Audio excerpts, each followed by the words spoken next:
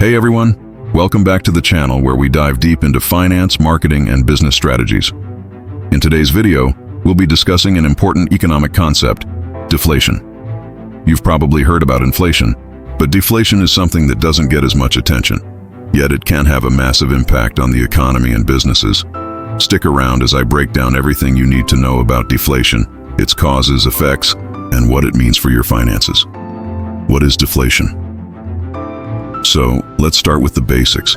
Deflation is the general decline in the price level of goods and services over a period of time. Essentially, it's the opposite of inflation. When deflation occurs, each unit of currency buys more goods and services than before. It sounds great, right? Lower prices. But hold on, it's a lot more complicated than that. While it may seem like deflation is a good thing for consumers, since goods become cheaper, it can actually have damaging effects on the economy as a whole.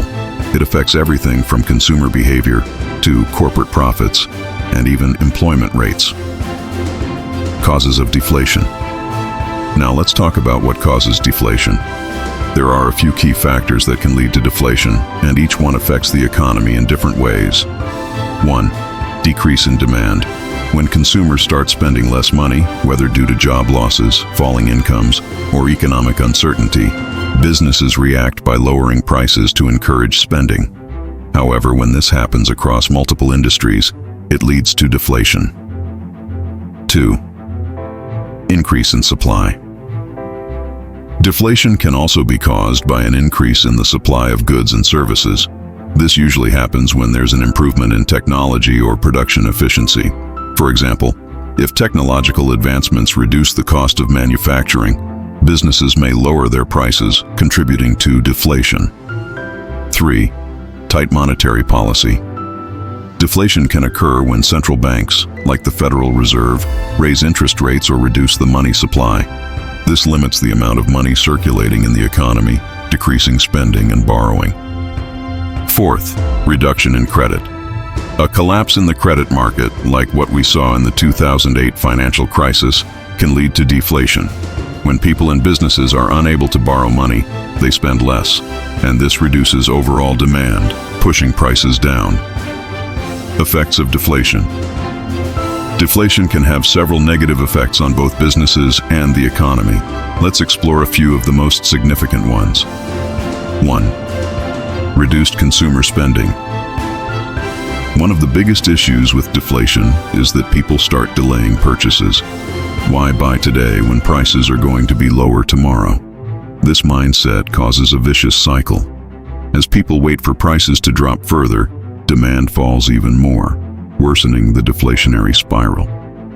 2. Falling wages. During deflation, not only do prices fall, but wages also tend to decrease. Companies make less profit and have to cut back on costs. This often leads to layoffs, wage reductions, or freezes, which further reduces purchasing power. 3. Increased debt burden. Deflation increases the real value of debt. When prices fall, the money owed stays the same, but the money to pay it back becomes harder to come by. Households and businesses with significant debt suffer the most because their loan payments become more difficult to manage. 4. Bankruptcies and business closures. Companies suffer from falling profits and increased debt burdens. Many businesses may struggle to survive, leading to bankruptcies and layoffs. This contributes to an even deeper recession. Historical examples of deflation. 1. The Great Depression, 1929 to 1939. The most famous case of deflation happened during the Great Depression. Prices dropped dramatically due to a severe collapse in demand, and the U.S. economy went into a downward spiral. Unemployment skyrocketed, and the deflationary cycle made it harder for the economy to recover. 2.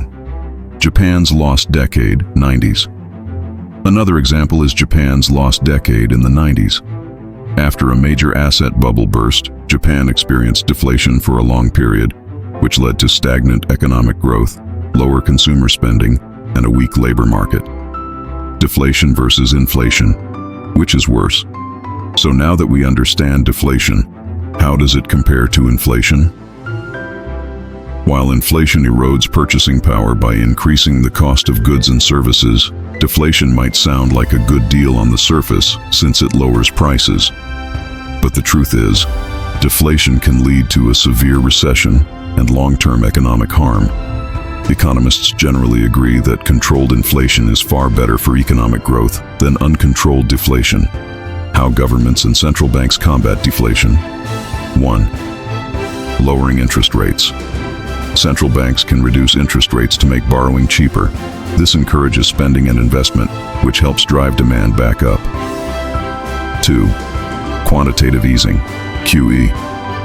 Quantitative easing involves the central bank purchasing financial assets like government bonds to increase the money supply, stimulate the economy, and combat deflationary pressures.